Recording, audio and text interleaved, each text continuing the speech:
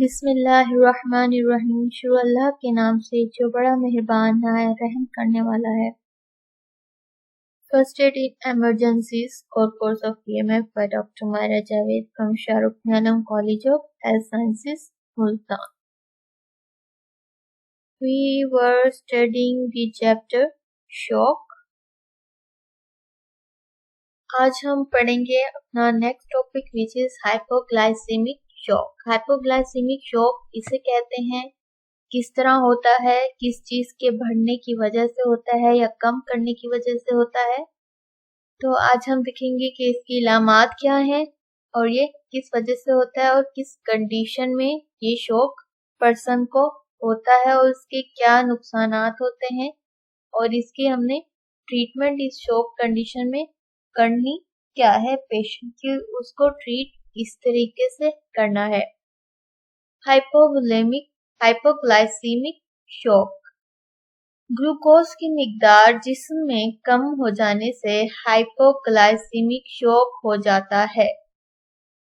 मैंने आपको last time या प्रीवियस लेक्चर्स में ये बात बताई हुई है कि अगर हमारा ब्लड ग्लूकोज लेवल कम हो जाए तो उस कंडीशन को हम कहते हैं हाइपोग्लाइसीमिक कंडीशन। ठीक है, यानी कि जो ग्लूकोज लेवल है आपकी बॉडी में वो नॉर्मल रेंज से कम हो जाए, जिस तरह हमने हाइपोटेंशन यानी कि ब्लड प्रेशर लोअरिंग का पढ़ा था, इसी तरह ग्लूकोज लोअरिंग में भी जो चीज लो हो, कम हो, हम उसे हाइपो कहते हैं। जो ज्यादा हो उसमें हम हाइपर बोलेंगे, यानी कि वो नॉर्मल रेंज से ज्यादा है। इसलिए hypoglycaemic shock means low level of glucose concentration in the body. ठीक है, जो ग्लूकोज की मिकदार है जिस्म में कम हो जाए उसे हम हाइपोग्लाइसेमिक शॉक कहेंगे। ऐसा अमूमन इस वक्त होता है जब मरीज शुगर को कंट्रोल करने वाली मेडिसिन इस्तेमाल कर रहा हो। जिस्म में शुगर की इजाफी मिकदार की निस्बत मेडिसिन ज्यादा इस्तेमाल हो जाए या अद्वियात के इस्तेमाल के दौरान मीठी अशिया की भी बिला जरूरत कमी हो जाए या फाका कशी हो, हाइपोग्लाइसेमिक शॉक में मंदरजे झेल इलामात होती हैं। ठीक है, इसमें हाइपोग्लाइसेमिक शॉक किस वजह से होता है? इस वक्त होता है जब मरीज के अंदर जो शुगर कंट्रोल करने वाली मेडिसिन है वो जो ब्लड ग्लूकोज लेवल है उसको कंट्रोल नहीं कर रही हो और जो जिस्म में शुगर है उसकी इजाफी मिकदार को वो कंट्रोल करते करते जो मेडिसिन है वो यूज ज्यादा हो जाए, उसको नॉर्मल रेंज पे लाते लाते, जिसकी वजह से जो ब्लड ग्लूकोज लेवल है वो कम हो जाए, यानी कि वो मेडिसिन जो आपका हाइपरग्लाइसेमिक कंडीशन आपकी कंट्रोल करी है बॉडी के अंदर, लेकिन अगर आप ओवरडोज उसकी ले लेते हैं यानी कि ज्यादा मिकदार में मेडिसिन इस्तेमाल कर रहे होते हैं, तो जिसकी वजह से क्या हो जाता है, जो पेशेंट है या फिर अक्सर पेशेंट इंसुलिन यूज कर रहे होते हैं उनमें अक्सर हाइपोग्लाइसेमिक शॉक की कंडीशन आ जाती है, क्योंकि अगर वो इंसुलिन सही टाइम पे ना लें तो उन्हें या फिर अपनी डाइट को सही टाइम पे ना मैनेज कर सके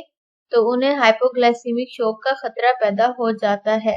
ठीक है, हाइपोग्लाइसेमिक शॉक में नर्जे झेल इलामात होती हैं। हाथ पाँव में लर्जा तारी होना, ठंडे पसीने आना, शदीद भूख महसूस होना, शदीद कमजोरी का एहसास, चक्कर आना, घबराहट और दिल का तेजी से धड़कना, बेनाई में कमी या धुंधला नजर आना, एक चीज के दो नजर आना, वनूदगी, चिड़चिड़ापन, जहनी इंतशार, जबान का लड़खड़ाना, बेहोशी। ये 12 पॉइंट्स हैं जो इलामात हमें हाइपोग्लाइसेमिक शॉक की जाहिर कर रही है, जिसमें जो हाथ पाँव है वो कांपने लग जाते हैं, लर्जा तारी हो जाता है, ठंडे पसीने आने लग जाता है, जो पेशेंट है उसको बहुत ज्यादा भूख महसूस होती है, उन्हें शदीद कमजोरी का, उनके जो आसाब है वो कमजोर होना शुरू हो जाते हैं, जो उनकी बेनाई है वो उसमें धुंधलाहट आना शुरू हो जाती है। जो पेशेंट है, अक्सर पेशेंट जो है वो चिड़चिड़ापन यानी कि उन्हें बेहोशी सी तारी होने लग जाती है चक्कर आने लग जाते हैं, गनूद की घबराहट महसूस होती है, उनकी कार्डियक कंडीशन जो कार्डियक हार्ट रेट है वो तेज हो जाता है, जुबान लड़खड़ाने लग जाती है, उनसे बोला नहीं जा रहा होता और बाज़ बेहोशी पेशेंट पे तारी हो जाती है। हाइपोग्लाइसीमिक पेशेंट में ये सब कंडीशन पेशेंट के साथ हो रही होती हैं और वो बेहोश हो जाता है। हाइपोग्लाइसेमिक शॉक मालूम होने पर मरीज के मुंह में फौरन चीनी का चम्मच या मीठा शरबत पिलाया जाए क्योंकि शुगर ज्यादा होने की निस्बत कम होने के शदीद नुकसानात हैं। उन्होंने कहा है आपने पेशेंट को ट्रीट कैसे करना है, घर में ही। ठीक है, आपने होम ट्रीटमेंट पेशेंट को क्या देनी है।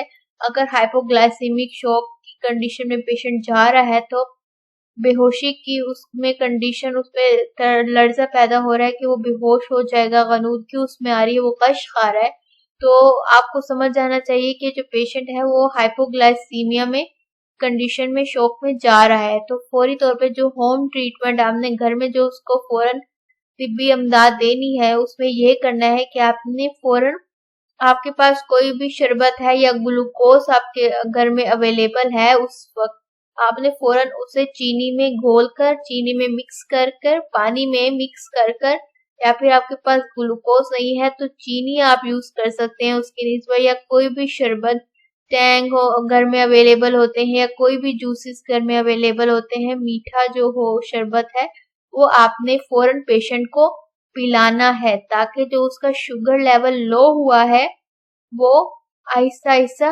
वापस नॉर्मल पे आ जाए ताकि जो पेशेंट है वो बेहोश ना हो और वो अपनी सेंसिबिलिटी में रहे, सेंसिबल रहे, होश में रहे।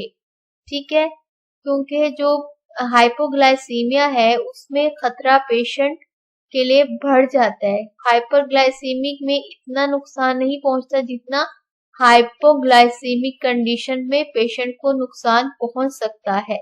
इसलिए हाइपोग्लाइसेमिक शॉक में पेशेंट को फौरी तौर पर आप ट्रीटमेंट जो देंगे वो बेस्ट होगा और उसमें जो पेशेंट है वो अपनी वापस नॉर्मल रूटीन में होम ट्रीटमेंट से ही वापस सही हो जाएगा। Next shock is vasovagal shock. Vasovagal shock किस वजह से होता है? खून की नालियों यानी कि ब्लड वेसल्स के खुद ब खुद जरूरत से ज्यादा फैल कर खुल जाने से वैसोवैगल शॉक हो जाता है। और ये वैसोवैगल शॉक किस वजह से होता है? खून की नालियों में फैलने से इनके अंदरूनी हजम के मुताबिक खून की सप्लाई ना हो। हमल के आखिरी अयाम में भी हार्मोन के जेरे असर खून की नालियां फैल जाती हैं। ठीक है, वैसोवैगल शॉक में क्या होता है, इसमें जो ब्लड वेसल्स हैं वो खुद ब खुद ही बिला जरूरत ही फैलना शुरू हो जाती है, यानी कि ब्रॉड होना शुरू हो जाती है, खुलने लग जाती हैं, जिसकी वजह से उसमें जो ब्लड सप्लाई है वो सही तरीके से नहीं हो रही होती। हो सकता है कि क्लोटिंग हो रही हो जिसकी वजह से वो जो नाली है वो फैलती जा रही है क्योंकि उसमें क्लोटिंग होती जा रही है। इस वजह से भी पेशेंट जो है वो शॉक में जा सकता है। ये मोस्ट प्रोबेबली कब होता है? हमल के आखिरी आयाम में जो हार्मोन्स हैं वो चेंज हो रहे होते हैं जिसकी वजह से जो खून की नालियां हैं वो फैलना शुरू हो जाती है और जो पेशेंट है वो वैसोवैगल शॉक में चला जाता है। तो इस कंडीशन में पेशेंट को हमने ट्रीट किस तरह करना है वो ज्यादा इम्पोर्टेंट होता है। Next is the cardiogenic shock.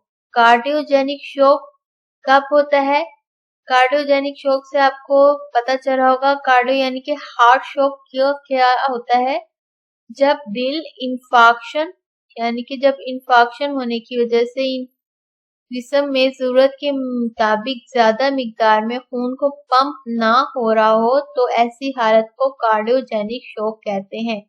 यानी कि जो ब्लड फ्लो हो रहा है बॉडी में, तो कोई क्लोटिंग हुई है या किसी भी वजह से कोई इंजरी हुई है तो जो ब्लड है वो इनफ अमाउंट में जितना हमारे हार्ट को चाहिए वो ना पहुंच रहा हो उस वक्त, तो जो खून है उसको पंप करने में हार्ट को प्रॉब्लम आ रही हो, डिफिकल्टी शो हो रही हो, उसे बहुत ज्यादा मेहनत करनी पड़ रही हो, तो जो पेशेंट है उस कंडीशन में जो पेशेंट है उसको पेन स्टार्ट हो जाती है, जिसकी वजह से उस कंडीशन को हम कार्डियोजेनिक शॉक का नाम देते हैं। And another is was the cardiogenic, another is the septic shock। अब सेप्टिक शॉक क्या होता है? सेप्टिक शॉक में जख्म में पीप या पस पड़ने से सेप्टिक शॉक हो जाता है।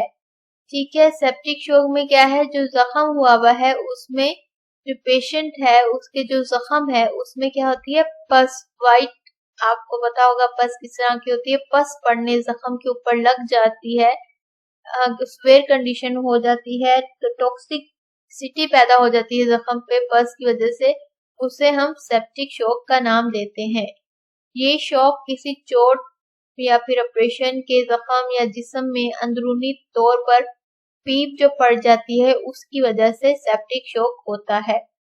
मसलन पेट का ऑपरेशन हो गया वगैरह, खून में जहरीला मादा शामिल होने से, टॉक्सिकीमिया होने से पैथोलॉजिकल शॉक हो जाता है। सेप्टिक शॉक में क्या है कि जो जख्म है उसमें पीप पड़ने लग जाती है, हो सकता है जो जख्म है वो किसी भी चोट की वजह से हुआ हो या ऑपरेशन हुआ है, ऑपरेट के दौरान जख्म हुआ है या स्टिचिंग उस तरह की जगह पे हुई है, या फिर अंदर जो जिस्म के अंदर है वहां पे पीप पड़ रही होती है, हो सकता है, और जिसकी वजह से जो पस है वो एक तरह का जहरीला मादा होता है, जो हमारे व्हाइट ब्लड सेल्स है वो डेड जब होते हैं तो वो पस की फॉर्म बना देते हैं। ठीक है, जिसकी वजह से अगर एक्सेस अमाउंट में पस पैदा हो रही है तो जो पस है उसके अंदर जो टॉक्सिकीमिया है, जो टॉक्सिक केमिकल उसके अंदर जहरीला मादा शामिल हुआ है, तो वो खून के अंदर भी शामिल होने लग जाता है, जिसे हम पैथोलॉजिकल शोक यानी के जरासीमी शोक, जो जरासीम है वो अटैक करने लग जाते हैं, जिसे हम पैथोलॉजिकल शोक भी कहते हैं। And this was the septic shock जो जख्म में पीप पड़ने से होता है। Next is the endotoxic shock. Endotoxic shock किस वजह से होता है और इसे क्या कहते हैं? एंडोटॉक्सिक को हम एंडोक्राइन शॉक भी कहते हैं, इसे एंडोक्राइन शॉक भी कहते हैं। ये शॉक औरतों को हमल के दौरान यानी कि प्रेगनेंसी के दौरान या तो लेडी आधा रिप्रोडक्टिव ऑर्गन्स पर इन्फेक्शन की वजह से होता है। जो एंडोटॉक्सिक शॉक है वो मोस्टली लेबर के दौरान, औरतों प्रेगनेंसी के दौरान मोस्टली औरतों को होता है, जो कि रिप्रोडक्टिव ऑर्गन्स में किसी भी इन्फेक्शन की वजह से हो सकता है, जिसे हम एंडोटॉक्सिक शॉक कहते हैं, और ये आगे जाके कोई भी problem during child birth cause कर सकता है। So these were the other 5 types of endotoxic shock. Thank you very much.